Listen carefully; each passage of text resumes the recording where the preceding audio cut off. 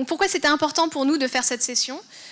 C'est notamment parce que ces 10-12 derniers mois, on a entendu dans les médias ou dans les communications des différentes entreprises le mot blockchain utilisé à tout va.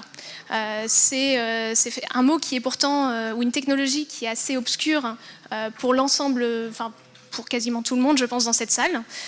Et pourtant, c'est un sujet qui aujourd'hui touche le travel. Donc chez JBTA, on s'est dit, bon, ça touche le travel, ça va venir, on ne veut pas louper le train, on ne veut pas se retrouver devant le fait accompli comme ça a pu l'être potentiellement avec NDC. Donc du coup, on souhaite vous amener déjà du contenu dès maintenant. Pourquoi on a autant de personnes sur scène? C'est notamment parce que cette année, FCM et l'ESCAET ont travaillé ensemble sur un projet d'études en entreprise où globalement nos 8 étudiants plus une autre personne, Joanne qui n'est pas là, ont travaillé sur qu'est-ce que la blockchain, 2, comment elle s'applique au monde du travel, et 3, comment nous, en tant que TMC, donc FCM, on peut l'intégrer dans notre écosystème. Donc aujourd'hui, on va s'attaquer seulement aux points 1 et 2. Le dernier point, on le garde pour nous. Et pour accompagner du coup le sujet, nous avons 2 experts, Laurent de chez Fitzy et Vidal de chez BTU Protocol, qui sont 2 entreprises, 2 startups qui ont développé toute leur entreprise et toute leur technologie sur la blockchain. Voilà, donc pour commencer, voilà. On souhaitait commencer avec un nuage de mots. Il faut que vous alliez dans la section « Exprimez-vous » de l'application. Qui vous permettra du coup de mettre quelques mots-clés sur ce que vous évoque la blockchain aujourd'hui.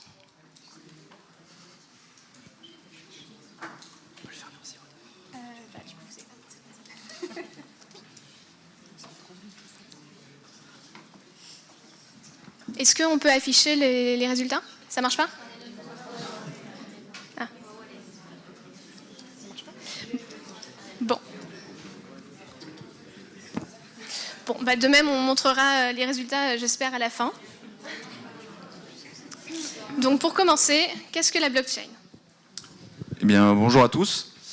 Donc, en effet, avec mon groupe de travail, on a travaillé sur la blockchain. Donc, la première partie de notre boulot, ça a été de définir ce que c'était. Donc, on a remarqué que la première fois qu'on a entendu parler de la blockchain, c'était en 2008, avec l'arrivée du Bitcoin. Et il faut savoir que ces 2 termes-là, ils sont extrêmement liés. C'est pas manquer le bip. Non, c'est pas grave. Merci. C'est ça. Super. Et donc, ce que je disais, c'est que la première fois qu'on a entendu parler de la blockchain, c'était en 2008 avec l'arrivée du Bitcoin. Donc, il faut savoir que le Bitcoin, c'est une monnaie virtuelle et que le Bitcoin et la blockchain vont être extrêmement liés. D'une part, parce que le Bitcoin est une monnaie virtuelle et que la blockchain est la plateforme sur laquelle va reposer le Bitcoin. Donc on a essayé de donner une simple définition de la blockchain. On va dire que la blockchain, c'est une technologie de stockage, de transmission d'informations et de transactions. Et cette technologie, elle est sécurisée, elle est transparente et elle va fonctionner sans organe central de contrôle. Donc comment ça fonctionne? Donc une personne, on va prendre un exemple, qu'une personne va réaliser une transaction avec une autre personne. Donc cette transaction, elle va être validée par des acteurs de la blockchain. Ces acteurs-là c'est des acteurs qu'on va appeler des mineurs. Et ces acteurs, ils ne vont pas avoir le contenu de cette transaction, mais ils vont valider cette transaction. Une fois cette transaction est faite, elle va être ajoutée à d'autres transactions qui ont été au préalable déjà validées dans la blockchain pour former un bloc, et ce bloc va être ajouté à d'autres blocs pour former la blockchain. Quels sont les avantages de la blockchain? Donc la blockchain, c'est une technologie transparente car tous les utilisateurs peuvent avoir accès à l'ensemble des informations d'une blockchain depuis sa création. C'est une technologie sécurisée parce que pour émettre une transaction dans une blockchain, il est nécessaire d'avoir donc un identifiant qu'on peut comparer à un identifiant bancaire unique pour émettre une transaction. Et enfin, des intermédiaires, parce que comme je l'ai dit, c'est une technologie qui fonctionne sans organe central de contrôle, donc on ne passe plus par des intermédiaires. Et maintenant, je passe la parole à Clémence. Du coup, il y a 2 types de blockchain. Il y a les blockchains publiques qui représentent plus ou moins toutes les crypto-monnaies. Il est libre d'accès à chacun d'entrer dans cette blockchain, d'émettre une transaction sur cette blockchain et toutes les transactions sont visibles du coup par qui le veut. L'autre type de blockchain, c'est la blockchain privée. Donc ça, c'est un consortium entre les entreprises. L'accès à cette blockchain est vraiment limité. Les participants sont sélectionnés et seuls ces participants vont avoir accès aux registres et aux transactions qui sont faites du coup au sein de cette blockchain. Donc les usages de la blockchain, pour résumer, c'est d'abord un transfert d'actifs. Ça va permettre de faire une transaction entre un ou plusieurs acteurs et qui va être validée par d'autres acteurs. C'est du coup un registre. Ça va agir comme un grand livre des comptes et ça va garder en fait du coup en mémoire toutes les transactions qui vont être échangées entre tous les participants. Et enfin, ce sont les smart contracts. Les smart contracts, c'est un point clé de la blockchain. Ce sont des logiciels qui vont agir de manière autonome. Ils vont mettre en place en fait des actions qui ont été prédéfinies et selon certaines contraintes, ça va en fait du coup activer voilà, un des termes du contrat. Donc pour vous acheteurs, c'est intéressant parce que les smart contracts vont vous permettre d'avoir l'assurance que le contrat va être parfaitement exécuté puisque c'est automatique et ça va du coup améliorer l'objectivité et la confiance que vous allez pouvoir avoir avec vos partenaires dans l'exécution des termes du contrat. Il y a quand même des limites à cette blockchain qui est pour l'instant encore un mot assez vague, c'est le côté juridique. Donc le côté juridique, c'est qu'il n'y a pas de législation ferme en France, à l'international sur la blockchain. Du niveau environnemental, les serveurs qui gèrent ces blockchains demandent énormément d'énergie parce qu'ils contiennent une quantité de données assez importante. Au niveau ergonomique, une quantité de transactions échangées entre plusieurs personnes de la même blockchain est assez limitée. À titre d'exemple, on a 7 transactions par seconde dans une blockchain, alors qu'une entité bancaire peut vous transmettre plus de 20 000 transactions par seconde. Et enfin, au niveau marketing, c'est un phénomène de brainwashing qui est quand même assez présent. Beaucoup d'entreprises, beaucoup de conférences, beaucoup de dossiers parlent de cette blockchain. Seuls peu d'acteurs sont encore experts sur ça. Il faut faire attention, du coup, quand on s'y intéresse, est-ce que ces personnes sont vraiment compétentes sur ça? Est-ce qu'elles arrivent vraiment à mettre en place une blockchain qui va vous permettre à vous d'améliorer vos ROI, pardon. Claire, je te laisse enchaîner sur un exemple un peu plus concret pour vous permettre de mieux comprendre l'application ensuite dans le travel. Oui, alors je ne suis pas certaine que tout le monde ait bien compris le principe de la blockchain. Donc avant d'enchaîner sur les cas pratiques appliqués au travel, on a voulu vous faire une vulgarisation vraiment très basique de la blockchain pour que tout le monde puisse comprendre le principe. Donc pour cela, on a pris l'exemple de GBTA. Alors aujourd'hui, pour ce petit cas pratique, on va admettre que Simon est le président de GBTA et que Gaël souhaite devenir adhérent de GBTA. Et vous tous, ici présents, vous allez être des valideurs, et donc si on utilise le terme technique, vous allez être des mineurs. Donc Gaël, pour devenir adhérent de GBTA, doit donner sa cotisation à Simon. Vous allez voir l'enveloppe avec la cotisation passée de Gaël à Simon, mais vous n'allez pas voir ce qu'il y a dans cette enveloppe. Cette première passation va correspondre à une première transaction, et donc ça va créer un premier bloc de votre blockchain. Ensuite, une fois que Simon a reçu la cotisation, il va lui donner en échange son badge d'adhérent. Il y a donc une deuxième transaction, vous la voyez tous, vous la validez tous, donc ça crée un deuxième bloc. Donc là, vous avez votre deuxième bloc de la blockchain, mais attention, dans ce deuxième bloc, vous allez avoir à la fois la deuxième transaction, mais la première transaction va être prise. Donc là, on retrouve bien la notion d'historique qui vous a été expliquée précédemment. Et si on revient sur les maîtres mots qui ont été évoqués un petit peu plus tôt par Simon, la blockchain, il y a un fort aspect de sécurité dans la mesure où vous tous ici, vous avez validé cette transaction. Donc pour falsifier la blockchain, il faudrait vous corrompre à plus de 50%, ce qui complexifie quand même beaucoup la démarche. C'est transparent, vous avez tous vu qu'il y avait eu une transaction de Gaël à Simon et de Simon à Gaël.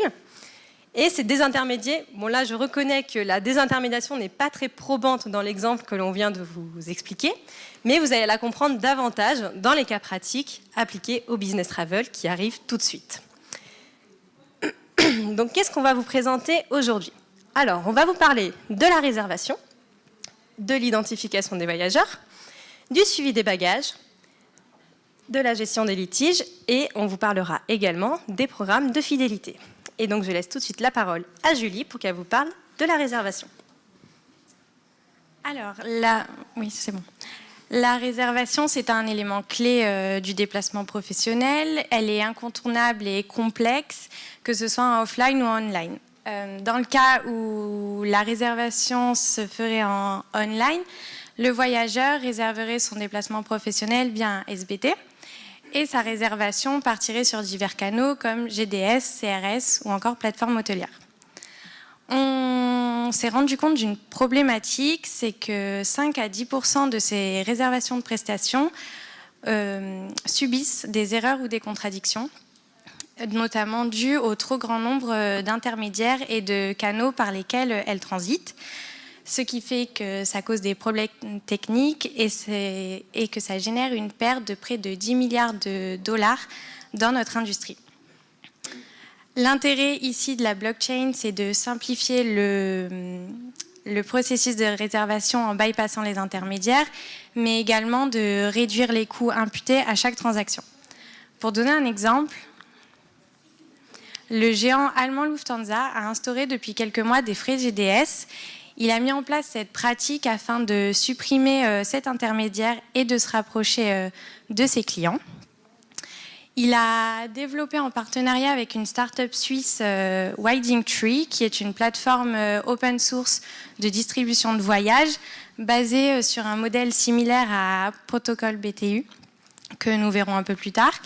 Et donc, du coup, grâce à ce partenariat, Lufthansa peut vendre en direct et proposer ses produits et services à ses clients sur une plateforme unique. Donc, c'est une place de marché décentralisée et sans intermédiaire. Grâce à ce partenariat et à cette nouvelle technologie, Lufthansa souhaite donc devenir la compagnie aérienne la plus digitalisée et donc rendre le voyage moins cher à l'ensemble de ses clients. À présent, on va parler des programmes de fidélité et je laisse la parole à Fanny. Alors, tout d'abord, un rapide état des lieux des programmes de fidélité actuels dans le travel. Donc, pour l'instant, comment ça marche? Donc, un voyageur va réserver une prestation. Prenons par exemple un vol. Si elle a souscrit au programme de fidélité de la compagnie avec laquelle elle a volé, elle gagnera des points qu'elle pourra ensuite échanger sous différentes formes d'avantages. Donc, ça peut être un surclassement, ça peut être une réduction, etc. Actuellement, les programmes de fidélité les plus connus du travel vont être ceux des fournisseurs primaires. Donc on peut par exemple citer le programme Flying Blue de la SkyTeam ou alors pour les chaînes hôtelières, le programme Hilton Honor ou Marriott Rewards. Quand nous avions travaillé avec FCM sur le sujet, nous avions pensé à un programme de fidélité qui récompenserait les bons comportements voyageurs. Par exemple, si le voyageur avait réservé ses prestations en avance ou alors s'il avait réservé en dessous d'un certain montant, en dessous d'un certain plafond. Ensuite, nous voyons ces dernières années un recul des programmes de fidélité. Donc on voit moins 20% d'adhésion à ces programmes en 2017. Alors pourquoi un tel désintéressement des consommateurs? Parce qu'ils les trouvent trop complexes. Ils ne se retrouvent plus dans leur programme de fidélité et ils y voient ici un avantage plus pour l'entreprise que pour eux-mêmes, surtout pour la récolte des données. Alors qu'est-ce que la blockchain pourrait faire là-dedans? Donc, avec la blockchain, on y voit différents avantages pour le consommateur, tout d'abord. Alors, il pourrait savoir de combien de points il dispose très exactement. On sait que les points sont périssables, etc. Il est donc souvent difficile de savoir combien on en détient. Comment il pourra les utiliser ensuite? Donc, est-ce que ça va être une réduction seulement sur tel article? Donc, tout ça, ce sera plus clair pour lui. Il pourra les échanger avec un tiers. Donc, si je sais que mes points arrivent à expiration et que un proche pourrait les utiliser, je peux lui transférer mes points. On pourrait également les utiliser sur des marques partenaires. Par exemple, si j'ai récolté des points sur ma carte Le Club Accor, je pourrais les utiliser chez son partenaire Europcar.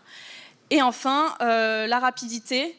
On sait que la blockchain, tout est automatisé, donc les points seraient instantanément acquis sur le compte, ce qui n'est pas le cas actuellement. Ensuite, les intérêts pour l'entreprise, pour le fournisseur. Donc, elle pourrait savoir de combien de points de fidélité sont en circulation en tout sur le marché. Ça représente quand même une certaine somme d'argent, donc ça pourrait avoir un certain impact sur les finances de l'entreprise. Elle pourrait créer de nouveaux partenariats. On peut par exemple penser à une compagnie aérienne et des compagnies VTC ou taxi dans un but d'intermodalité. Et pour finir, elle s'affranchira de papiers administratifs. On sait qu'actuellement, transférer par exemple ces points d'une compagnie à une autre de la même alliance, ça peut prendre un certain temps et ça peut demander beaucoup de papiers. Maintenant, je vais vous montrer 2 exemples concrets qui existent actuellement sur le marché.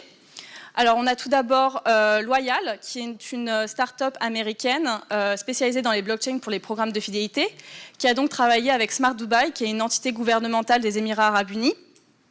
Ils ont créé une application sur laquelle ils récompensaient les bons comportements des voyageurs grâce à des points qu'ils pouvaient ensuite convertir sur des réductions dans des restaurants, par exemple. On a également Cathay Pacific qui s'est allié avec Accenture. Donc Cathay Pacific fait partie du programme Asia Miles.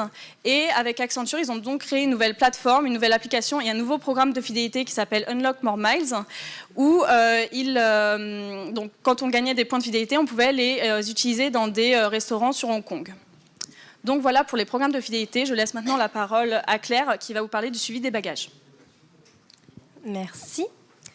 Donc pour commencer cette partie sur le suivi des bagages, on a voulu partir d'un constat fait par la CITA, donc la Société internationale des télécommunications aéroportuaires. Et donc en fait, la CITA a recensé en 2016 pas loin de 22 millions d'erreurs de bagages pour 4 milliards de voyageurs. Et bien généralement, même quasi tout le temps, les coupables de ces erreurs sont les aéroports d'arrivée et de départ, ou de transit, les compagnies aériennes et les manutentionnaires qui sont présents au sol. Vas-y. Encore, tu peux. Et donc, au final, dans ces pertes de bagages, tout le monde se retrouve perdant. Parce que ça coûte des milliards à l'industrie aéronautique. Et les voyageurs, au final, deviennent des voyageurs mécontents, stressés et surtout frustrés. Donc, du coup, il faut savoir que récemment, IATA a mis en place la résolution 753 qui impose de traquer les bagages sur l'ensemble du séjour des voyageurs. Et donc, la CITA, encore elle, a souhaité se mettre sur le coup et souhaite améliorer l'expérience voyageur et optimiser le suivi des bagages pour les compagnies aériennes et les aéroports. Et donc son idée, c'est de mettre en place une technologie qui va allier les puces RFID à la lecture optique et à l'intelligence artificielle. Donc concrètement, comment ça va se passer ? On va apposer un tampon connecté, ou cette fameuse puce RFID, sur l'étiquette de bagage du voyageur.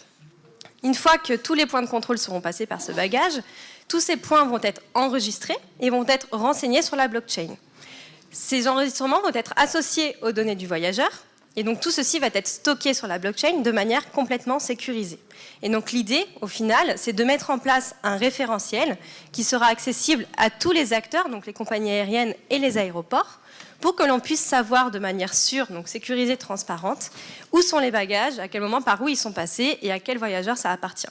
Donc au final, la blockchain s'avère assez bénéfique pour le suivi des bagages, puisque ça va permettre de réduire tous les coûts induits par les pertes de bagages donc pour l'industrie aéroportuaire, et surtout ça va permettre d'accroître la satisfaction des voyageurs. Je laisse donc la parole à Charlotte pour l'identification des voyageurs.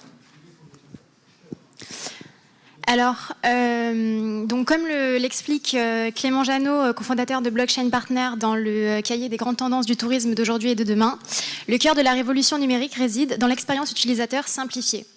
Amadeus a rajouté à ce sujet, imaginez comme la vie serait plus simple si vous n'aviez pas à sortir votre passeport à chaque étape de votre déplacement. Donc prenons l'exemple d'un transport aérien. Donc l'identification, le contrôle de l'identité du voyageur, elle est rébarbative d'une part pour le voyageur qui doit s'acquitter et présenter une multitude de documents afin de pouvoir enfin s'identifier, et d'autre part pour l'industrie, puisque le niveau de maturité n'étant pas le même dans tous les pays, ça crée un gros déséquilibre au niveau des contrôles.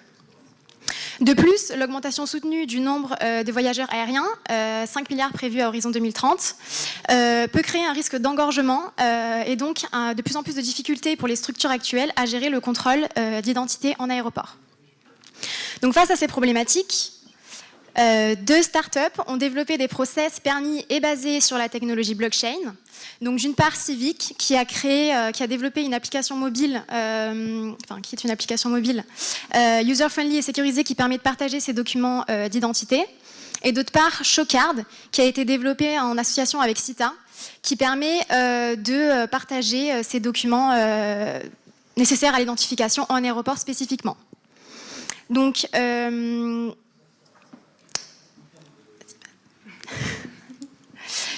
en fait, ces startups, en fait, elles ont créé des process qui finalement disruptent l'industrie du contrôle d'identité puisque c'est le voyageur lui-même qui va partager ses documents et il ne passera plus par un intermédiaire. Donc la question qui se pose, c'est est-ce que du coup c'est vraiment sécurisé? Comment être sûr que c'est vraiment sécurisé? Donc comment ça fonctionne? En fait, la première étape, le voyageur va prendre ses documents d'identité en photo et se prendre également en selfie. Puis ces données sont être cryptées en fait et stockées sur la blockchain sous forme de blocs. Et à la seconde étape, qui est le moment de l'enregistrement, un automate ou un agent qualifié va certifier et valider donc l'identité du voyageur et apposer ce bloc sur la blockchain.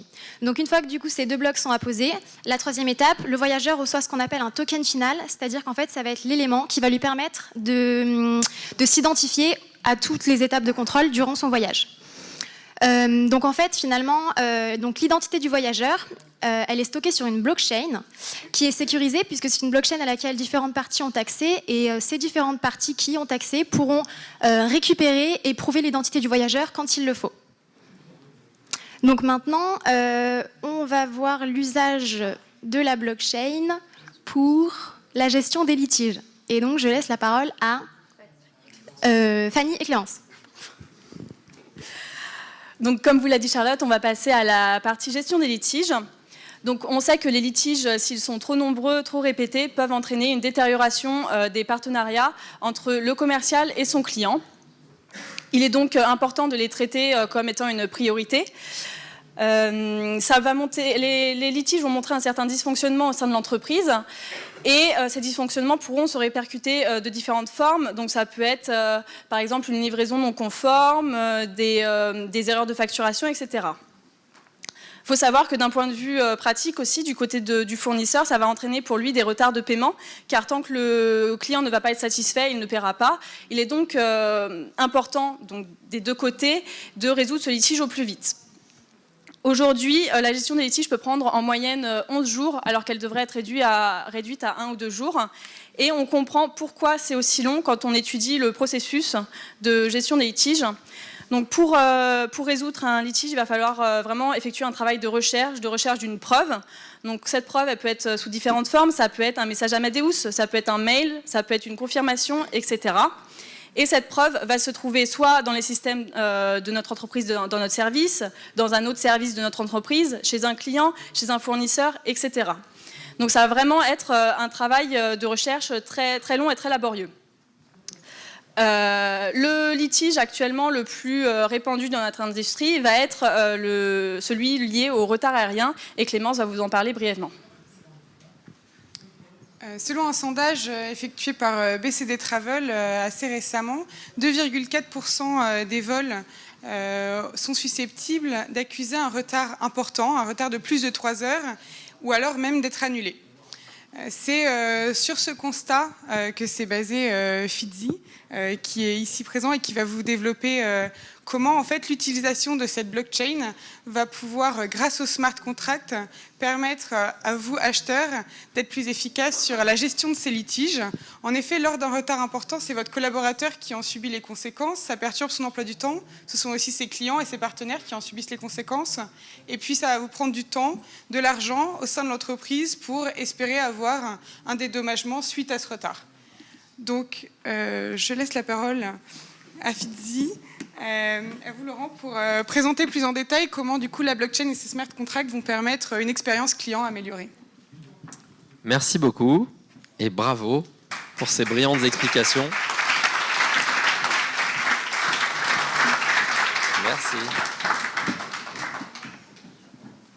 Alors j'ai un quart d'heure. Et je voulais déjà vous remercier d'être là malgré le mondial. Et je vous rassure, pour l'instant, on n'a raté aucun but. Il y a 0-0 sur les 2 matchs. Alors, donc FISI, c'est une assurance paramétrique qui couvre contre le retard de vol pour que les consommateurs soient indemnisés automatiquement et immédiatement dès l'arrivée de l'avion. C'est un projet qui est issu de la société AXA et qui a monopolisé 2 développeurs et un product owner et moi-même pendant 9 mois avant la sortie du projet. Et depuis, on est à 2 côté marketing, gestion de projet et 4 développeurs côté tech. Alors, je voulais juste, sans vouloir promouvoir trop le service, vous faire une petite, vous montrer la vidéo d'explication de FISI, ce que ça dit en 1 minute 30, ce que je serais capable de vous dire en plus de 12 minutes.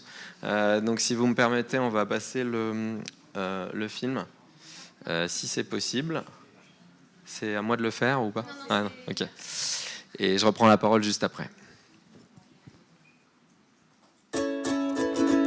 Vous n'aimez pas les retards d'avion? Nous non plus.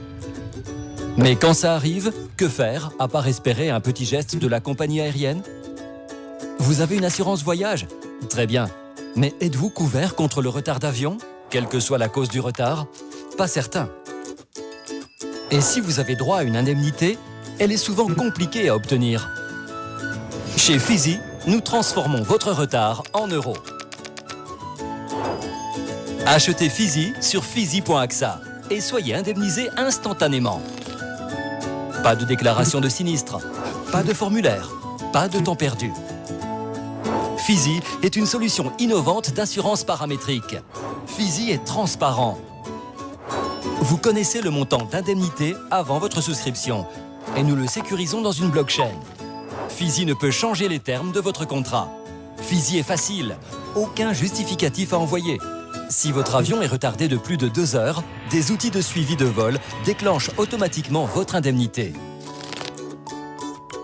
FISI est rapide, vous recevez une confirmation d'indemnisation dans les minutes qui suivent votre atterrissage.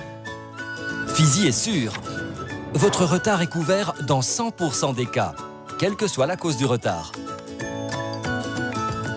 FISI, vous allez aimer être en retard? Ou presque. Donc voilà, donc c'est merci. Donc c'est un outil qui est intéressant pour nous côté AXA parce que on traîne depuis quelques années des retours clients qui ne sont pas à notre avantage sur plusieurs aspects. Premier aspect, la lenteur de la gestion des sinistres. Deuxième aspect, le fait que le consommateur doit apporter des preuves. Et troisième aspect, le fait qu'on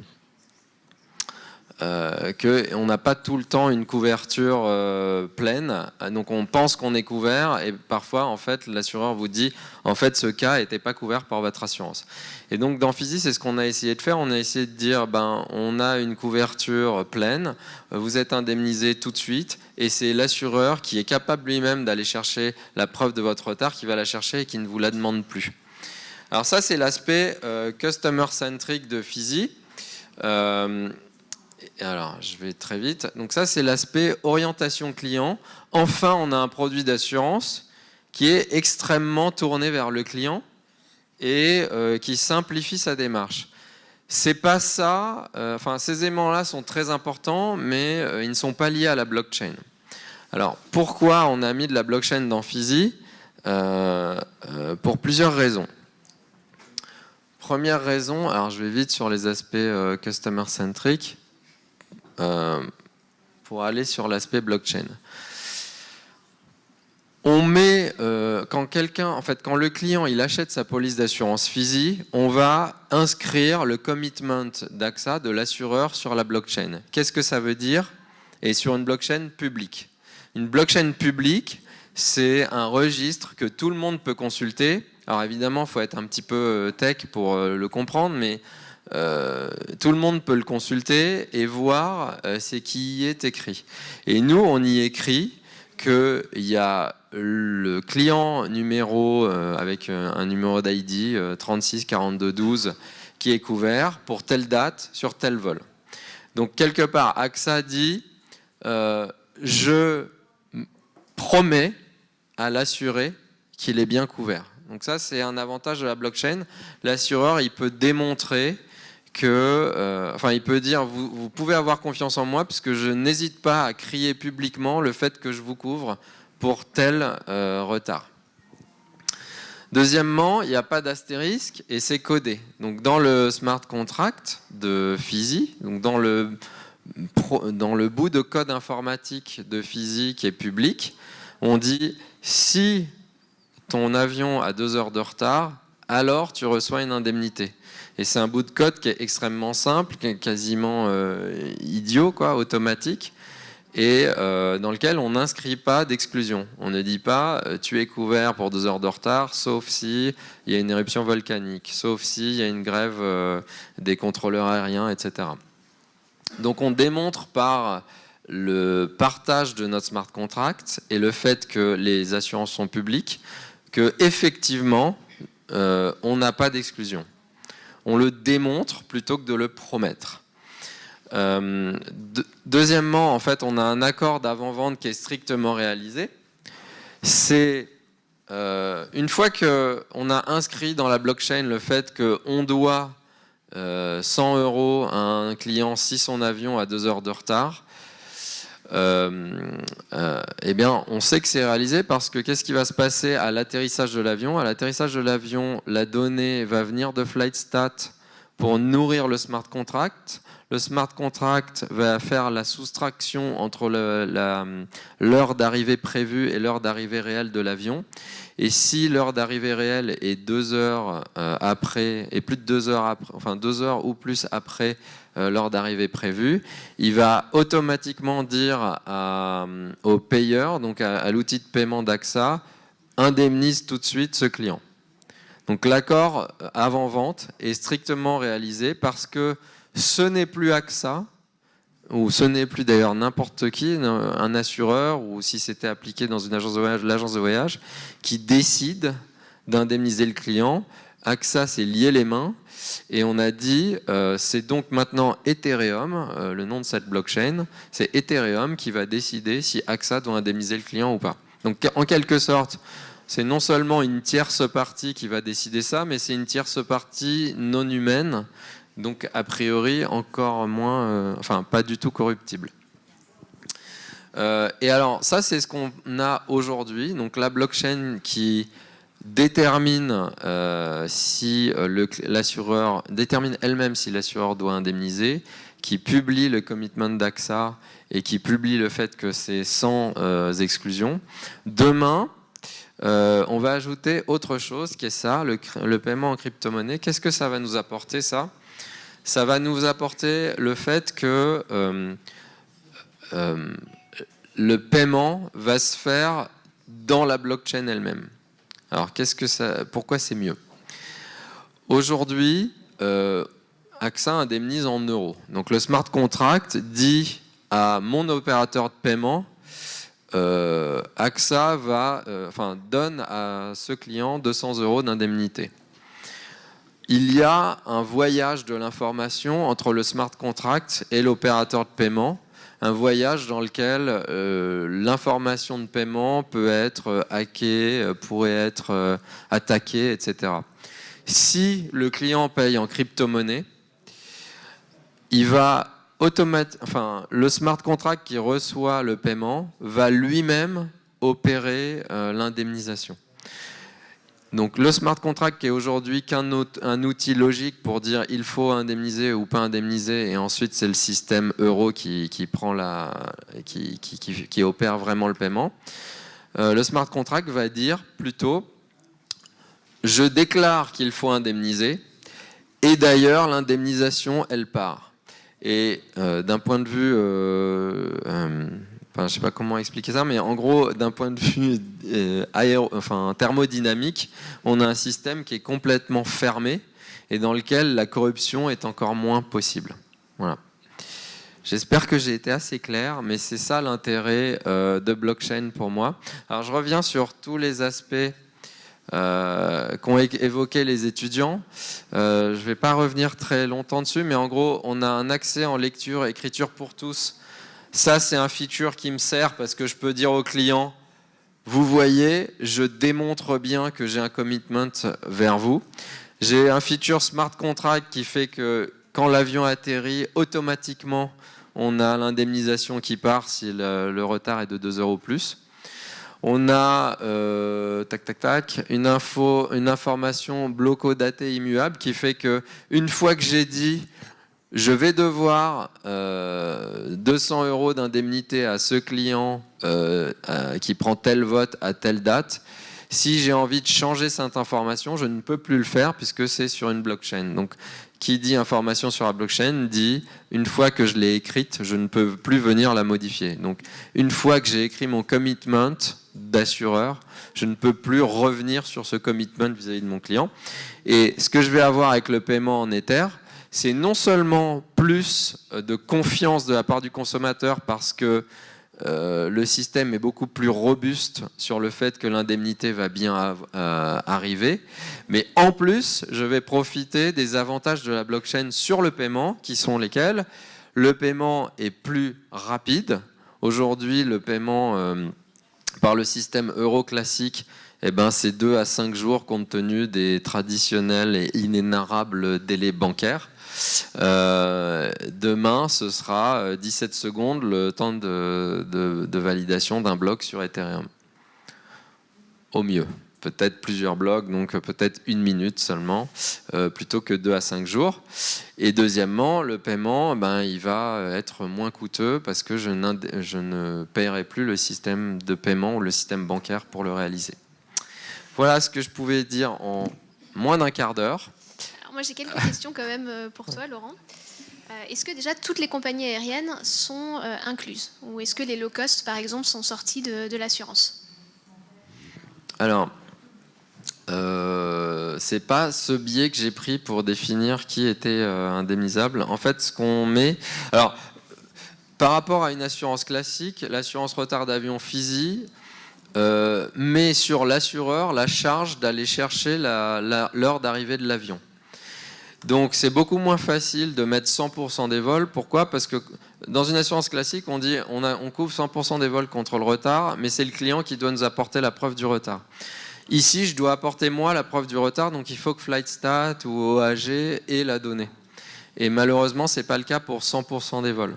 Donc pour l'instant, je n'ai mis que des vols pour lesquels j'étais certain de recueillir la donnée. Donc c'est 15% des vols mondiaux aujourd'hui. Et il y a des low cost là-dedans. Il y a des low cost là-dedans, mais la plupart sont difficiles pour Flightstat. Donc il y a quand même un biais qui fait qu'on a moins de low cost que d'autres. Mais on a pour l'instant trié, non pas en fonction de est-ce que c'est low cost ou pas, ou non pas en fonction des géographies, mais plutôt en fonction de la probabilité d'avoir la donnée d'arrivée de l'avion en live. Voilà. Est-ce que le client peut bénéficier de l'indemnisation européenne? Parce que oui, c'est complémentaire. Alors, on me pose souvent la question en quoi vous êtes différent d'Air Indemnité, Air Help ou Air Refund, je ne sais plus par là.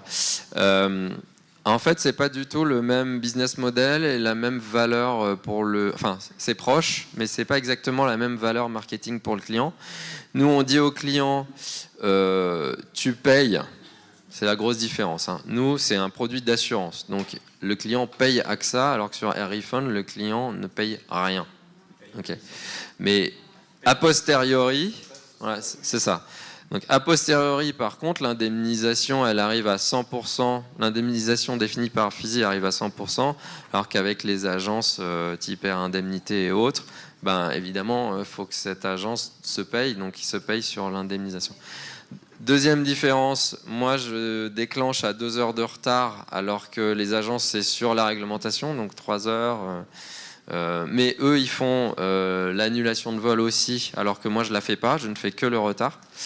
Et troisième différence, j'ai aucune exclusion. Alors ça, selon les pays et les cas, ça peut être plus ou moins mieux que les agences. Il y a des pays où finalement, à chaque fois qu'il y a un procès, on voit que le juge dit que le cas est indemnisable, alors qu'il y a des pays où il y a quand même des exclusions réelles.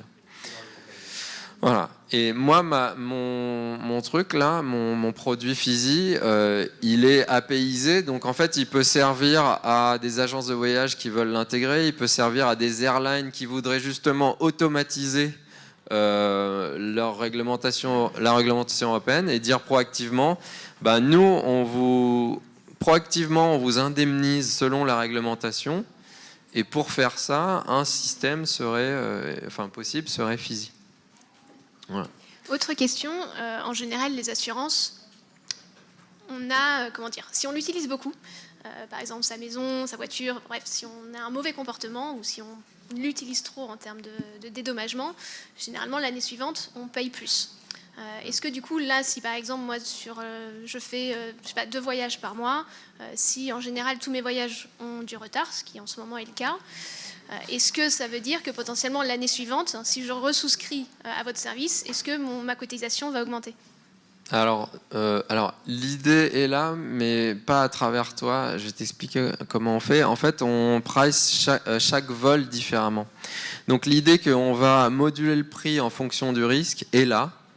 Mais elle est là en fonction du vol. Donc si c'est un vol qui va vers une zone qui a tout le temps du vent à l'arrivée ou un aéroport qui est mal géré et que du coup on a vu historiquement qu'il y avait beaucoup plus de retard de 2 heures ou plus, le vol va être plus cher. Mais toi qui n'as pas de... Comment dire ?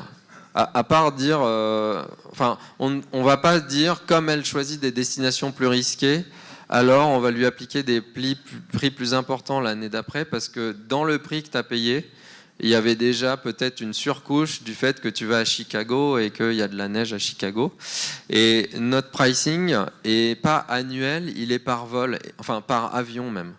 Donc en gros, le American Airlines qui part de Paris, qui va à Boston, n'a pas le même prix que le Air France qui part de Paris et qui va à Boston le même jour. Le American Airlines du 2 juillet, il n'a pas le même prix que celui du 18 août, ou plutôt celui du 3 septembre, il n'a pas le même prix que celui du 25 décembre, tu vois.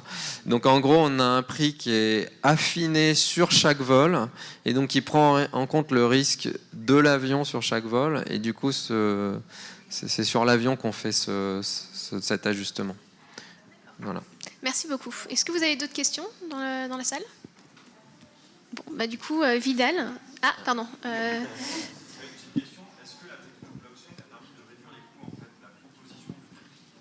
Alors, non. Dans mon cas, non. Enfin, il y a des cas où c'est le cas. Et de façon générale, blockchain permet souvent de réduire les coûts. Là, j'aurais pu faire de l'assurance paramétrique, donc de l'assurance pour laquelle l'indemnisation vient d'une data et non pas d'une demande client. J'aurais pu le faire sans la blockchain. Mais sans la blockchain, ma valeur ajoutée aurait été moindre parce que j'aurais pas pu promettre ces choses-là et les démontrer. Donc aujourd'hui, la blockchain, en fait, je la paye à chaque fois que j'envoie une transaction, et j'ai 2 transactions par client, une pour inscrire la police, deuxième transaction pour l'arrivée de l'avion. Donc ça coûte quelques centimes supplémentaires, plus la montée en compétence du groupe AXA sur le sujet, etc. Donc pour moi, ça a été un coût supplémentaire, mais pour une valeur client supplémentaire. Merci. Vidal, on te laisse du coup maintenant nous expliquer la distribution via la blockchain.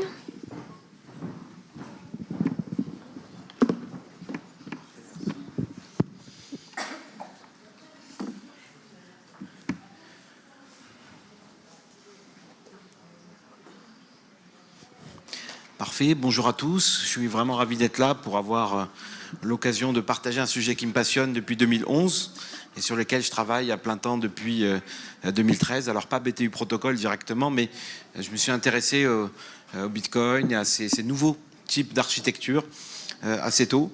Et je vais essayer en tous les cas de partager un petit peu les grands enjeux, sachant que c'est illusoire de tout pouvoir expliquer en un quart d'heure, parce que je dois même avouer modestement que j'ai mis plusieurs années à comprendre intimement ce qui se passait.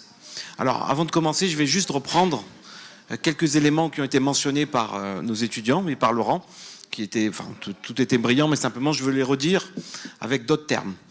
D'abord, le terme blockchain est assez difficile à comprendre et n'est pas assez parlant, à part pour des ingénieurs dont je fais partie.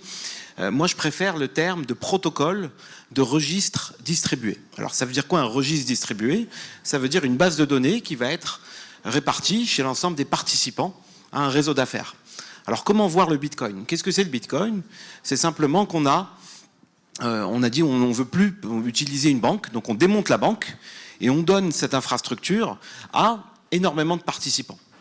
Et donc finalement, en fait, ces participants, en fait, en ayant chacun une capacité de calcul, qu'ils soient mineurs ou pas, en fait, ils participent à ce réseau. Et finalement, ces gens-là, à l'intérieur de ce réseau d'affaires, privé ou public, ces gens-là peuvent échanger de la valeur entre eux dans un réseau où il n'y a pas d'intermédiaire centralisé qui va décider pour tous les autres. Donc finalement, en fait, c'est ce que le Bitcoin a inventé, le paiement pair à pair, c'est-à-dire que dans un réseau ouvert, grand ou petit, des gens peuvent échanger de la valeur en direct.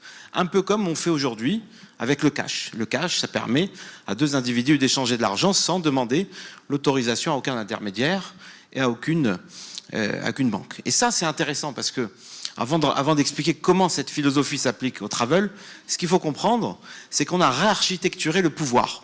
Parce qu'avant, en fait, le pouvoir, même dans le monde numérique en général, dépend d'une plateforme. On a toujours besoin d'une plateforme qui va nous permettre à plusieurs acteurs d'échanger des informations bancaires ou des informations sur une réservation.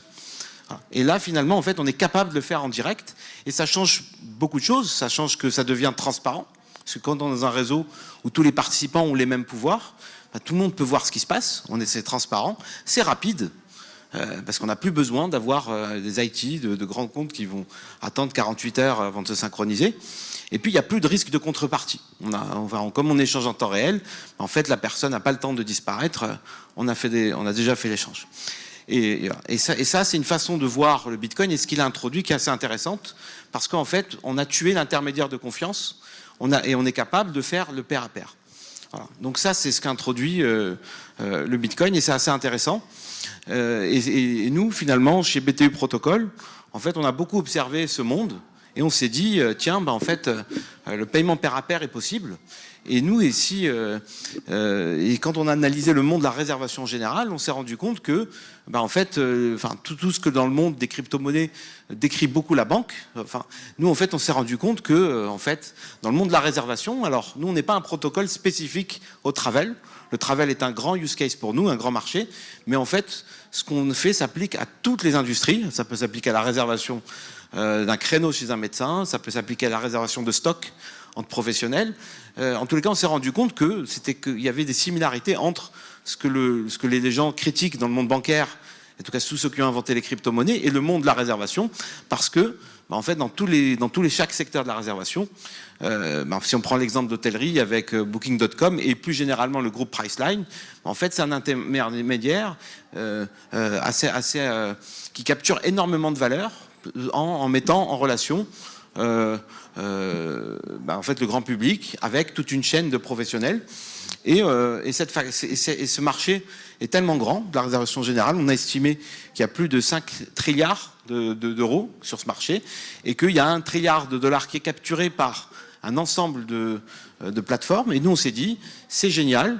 En fait, si on fait comme dans le monde du Bitcoin, on permet la réservation pair à pair, on va rendre obsolète une partie de ces plateformes. Enfin, on va voir qu'en réalité, c'est pas vrai parce que le monde n'est pas prêt encore pour le faire. En réalité, on va juste démonter le pouvoir de Booking et on va le redonner à un ensemble de personnes. Et en tout cas, on va l'éclater, mais on va pas forcément enlever tous les intermédiaires aussi rapidement. Donc nous, qu'est-ce qu'on a fait? En fait, si je prends, pour expliquer qu'est-ce que c'est la réservation pair à pair, c'est un protocole, bon, c'est un peu technique, mais c'est simplement si moi j'ai quelque chose à louer et vous au fond de la salle vous voulez le louer, on va devoir faire beaucoup d'échanges de messages pour se dire, on n'a pas une plateforme entre nous pour faire intermédiaire, donc on va échanger en direct un ensemble de messages pour se dire voilà la superficie de la chambre, est-ce que j'ai vu sur mer, pas vu sur mer, à quelle heure j'arrive, à quelle heure je sors, est-ce que je dois payer l'électricité ou pas. En tous les cas, une fois qu'on se met d'accord, il faut confirmer la réservation. Sauf que quand on a l'habitude d'être dans des plateformes, en fait tout le monde a signé un contrat avec tout le monde et donc les gens se connaissent et tout va bien. Là on ne se connaît pas et pour pouvoir confirmer la réservation, je vais devoir donner une sorte de chèque de caution. Et c'est là que la blockchain est intéressante pour nous, c'est parce que la blockchain permet de générer des monnaies et nous on a créé une monnaie qui s'appelle, en fait, monnaie est évidemment un abus de langage, parce qu'en pratique, juridiquement, ce n'est pas une monnaie, c'est un actif, c'est comme une matière première, c'est plus proche d'un voucher que d'une monnaie, mais en tous les cas, on crée une contre-valeur numérique, une sorte de chèque de caution programmable qui va permettre de dire, voilà, je vous montre ce chèque de caution, et puis une fois que vous l'avez vu, vous pouvez confirmer la réservation, sachant que 3 semaines plus tard, lorsque je viendrai à l'hôtel, je paierai peut-être en cash, et ce chèque de caution numérique sera restitué. Donc nous, ce qu'on a fait, c'est qu'on a inventé la réservation pair à pair. Par contre, vous vous doutez bien que comme le Bitcoin, les gens ne sont pas encore mûrs pour utiliser ce système. Donc finalement, en fait, ça va introduire, entre guillemets, des nouveaux utilisateurs.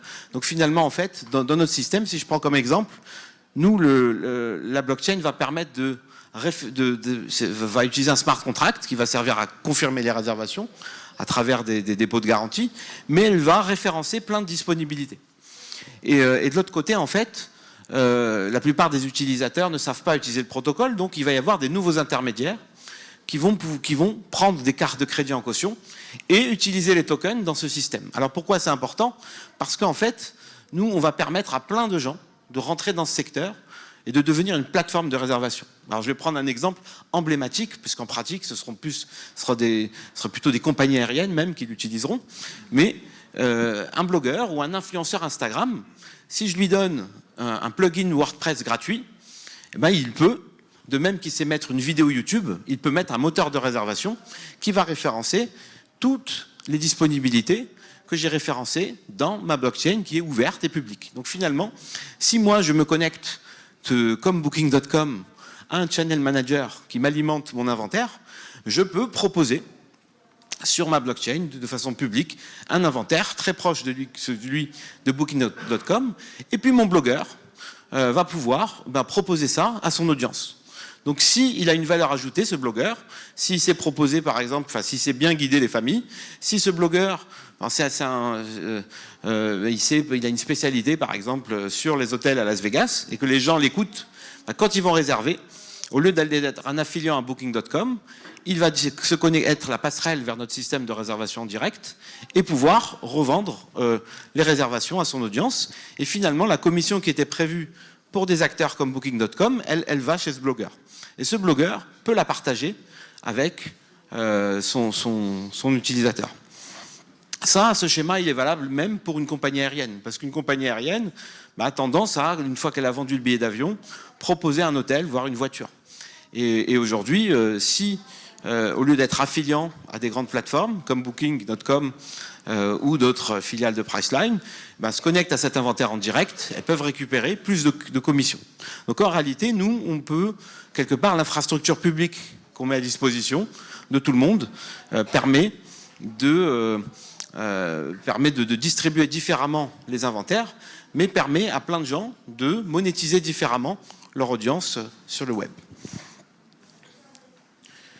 Alors nous, ce qu'on fournit, c'est un logiciel complètement gratuit qui permet, parce qu'on ne veut pas de friction, qui permet, et c'est assez intéressant d'un point de vue théorie économique, parce que d'habitude, dans ce qu'on appelle les multi-sited marketplaces, en fait, quand on crée, si je veux recréer un booking, je dois recréer la magie d'avoir plein d'inventaires et d'avoir plein d'utilisateurs. Nous, ce qu'on dit grâce à la blockchain, on dit si vous êtes bon en logiciel hôtelier, vendez votre logiciel aux hôtels et publiez sur la blockchain. Et puis d'autres personnes qui sont bons en vente d'inventaire, des blogueurs, des influenceurs Instagram, des compagnies aériennes ou des agences de voyage, en fait, vous vous occupez que de vendre. Vous vous occupez pas de remplir l'inventaire. Et finalement, en fait, voilà, au lieu d'avoir des plateformes dominantes qui prennent un peu toute la place de marché, en fait, on a des catégories d'acteurs différents et multiples dans chacune des deux parties. Et ce qui est intéressant, c'est qu'on propose un modèle économique aux gens qui participent à cette économie. Pourquoi ? Parce que le token, il sert à garantir, mais il sert aussi à rémunérer les développeurs qui ont amené des clients aux clients, aux fournisseurs de services. Alors, ce token est intéressant, et quand on dit pourquoi la blockchain, parce que finalement nous on est dans un système ouvert et qu'on va remplacer des millions de contrats. Parce que si on dit n'allez plus sur Booking, et que par exemple s'il faut réserver sur Tom Travel par exemple, ou sur Lonely Planet, s'il faut réserver sur Lonely Planet n'a pas des contrats avec l'ensemble des hôteliers dans le monde. Et donc finalement en fait ce token crée de la confiance et va permettre à des gens de faire de la réservation entre eux sans qu'ils aient signé de contrat, sans qu'ils se connaissent. Et donc ça, c'est intéressant. C'est aussi un des apports de la blockchain. Oui, je sais, j'ai cité un média au lieu de citer autre chose, mais vous m'avez compris. Ce qui est intéressant dans notre modèle économique et qui est à comprendre, c'est que nous, on donne tout gratuit. Et tout le monde nous dit, du coup, en fait, qu'est-ce que vous faites, à quoi vous jouez ? En fait, je vous rassure, on est très pragmatique. Et effectivement, en tout cas, on est au moins conscient qu'il faut générer suffisamment d'argent pour que notre système soit durable. Et en fait, ce qu'on a inventé, en fait, c'est aussi, on a travaillé avec des économistes pour créer une économie nouvelle. Donc finalement, on a inventé un système monétaire, une sorte de monnaie locale et complémentaire, mais au lieu d'être locale géographiquement, elle est locale à un écosystème de la réservation. Et donc, en fait, on a émis ces jetons en quantité limitée. Donc cette monnaie a une quantité limitée et comme en fait à chaque fois qu'on l'utilise, elle est bloquée parce qu'elle sert à faire des chèques de caution. En fait, plus elle est utilisée, moins il y en a sur les marchés parce que justement elle se raréfie. Alors qu'on a toujours la demande va continuer à augmenter puisqu'il faut ouvrir des nouvelles réservations et payer des commissions avec. Donc en fait, vous l'avez compris, c'est une dynamique économique qui est favorable à l'appréciation du prix.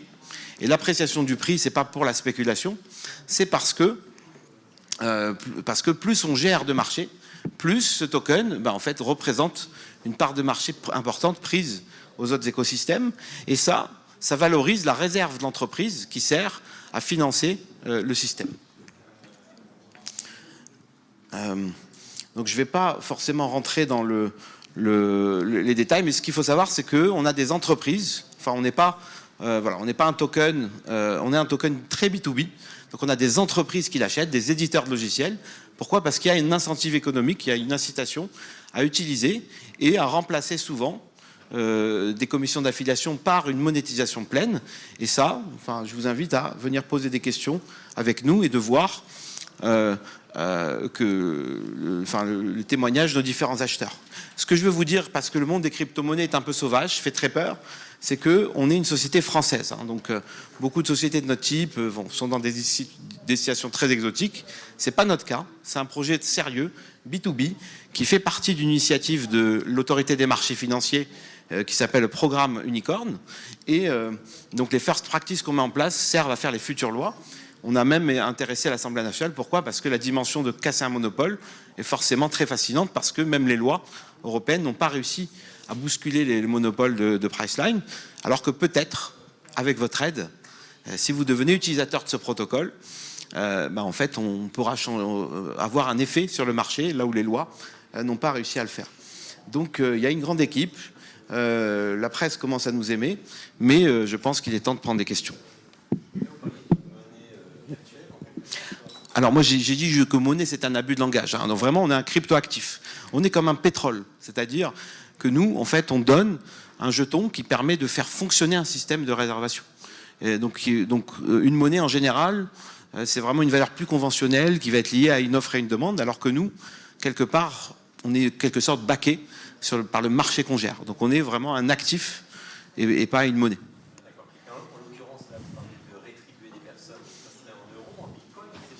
Alors, c'est pas en Bitcoin, c'est dans notre monnaie. c'est dans notre unité de compte, on va dire, pour être plus juste. Et donc du coup, la question qui vient souvent, c'est la volatilité. Alors la volatilité, elle n'est pas forcément justement, c'est pour ça qu'on a choisi ce thème. La volatilité n'est pas un problème parce qu'on fait la réservation, on ne fait pas le paiement. Si je vous dis le montant de vos vacances dépend, ou le montant de votre note de frais va dépendre de la volatilité du BTU, ça va faire peur. Mais si je vous dis, c'est juste un chèque de caution en BTU, il sera rendu à BTU, c'est pas grave. Pour la partie rémunération, vous avez raison. On a des utilisateurs qui ont témoigné, des équivalents du Lonely Planet, qui a acheté notre token. Et quand ils voient l'équation économique, la volatilité leur fait pas peur. Pourquoi ? Parce que si je remplace une commission d'affiliation qui est de 2% de la première nuit par 25% sur 7 nuits, donc j'ai un rapport quasiment de 1 à 100, la volatilité me fait plus peur. Parce qu'à partir du moment où je gagne 100 fois plus, si la volatilité fait que je gagne que 80 fois plus, ça fait pas peur aux gens. Mais du coup, vous n'avez pas peur que la régulation de la transparence économique du pays, quand on voit le Bitcoin aujourd'hui, qui s'engouffre dans le Bitcoin? En fait, on n'est pas des dans mafias le Bitcoin, des pays de l'Est et autres qui blanchissent de l'argent aussi avec le Bitcoin. Donc aujourd'hui, ça c'est un mythe. Non, c'est pas un mythe, c'est pas un mythe. C'est un mythe parce que l'évasion fiscale juste de toute la France, c'est 150 milliards en estimation. Tous les bitcoins du monde, pas que de la France, c'est également 150 milliards. Donc finalement, même, c'est pareil. Quand on parle de trafic de drogue, c'est un trafic à 5000 milliards, mais juste les drogues douces. Donc je pense qu'il y a un vrai fantasme parce que le bitcoin dérange. On a prouvé qu'on pouvait créer des services bancaires sans banque. Donc forcément, ça dérange des gens. On dit du mal de ces technologies. Ma question, c'est qu'est-ce que prévoit le régulateur? On ne sait pas aujourd'hui encore. Alors c'est justement pour ça qu'on travaille avec eux. Ouais. Qu'on a fait un travail pour faire de l'effort B2B. On a des éditeurs de logiciels. J'ai pas dit des spéculateurs. Hein. J'ai pas dit la mafia. J'ai dit des éditeurs de logiciels qui achètent notre token. Pourquoi? Parce qu'on a fait un vrai travail avec l'AMF. On a fait un travail comptable pour qu'ils sachent prendre en compte des tokens dans leur actif, dans leur stock, dans leur bilan. Et ce token sert c'est une matière première. Ce n'est pas une monnaie. Et voilà. C'est pour ça que voilà. Même si par abus de langage, on peut penser qu'on est une crypto-monnaie, en fait, en réalité, on est très, très, très, très différent.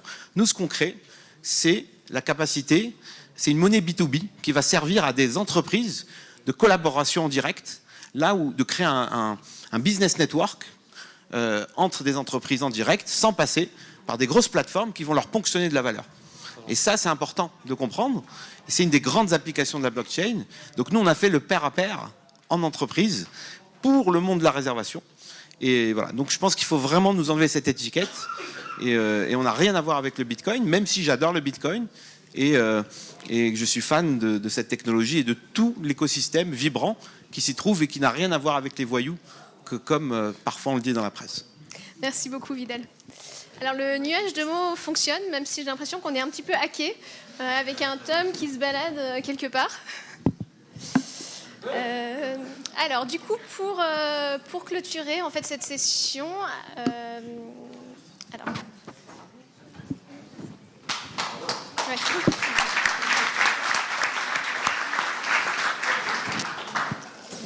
donc pour clôturer cette session, vous avez sur l'application un certain nombre de questions posées par R+, sur justement la technologie blockchain et qu'est-ce que vous pensez justement vous aujourd'hui en termes de moyens de paiement. C'est une étude qui sera où les résultats seront distribués le 6 septembre, il me semble. Donc si vous pouvez aller sur l'application et remplir ces 9 questions, ça sera très utile du coup pour cette étude. Merci beaucoup.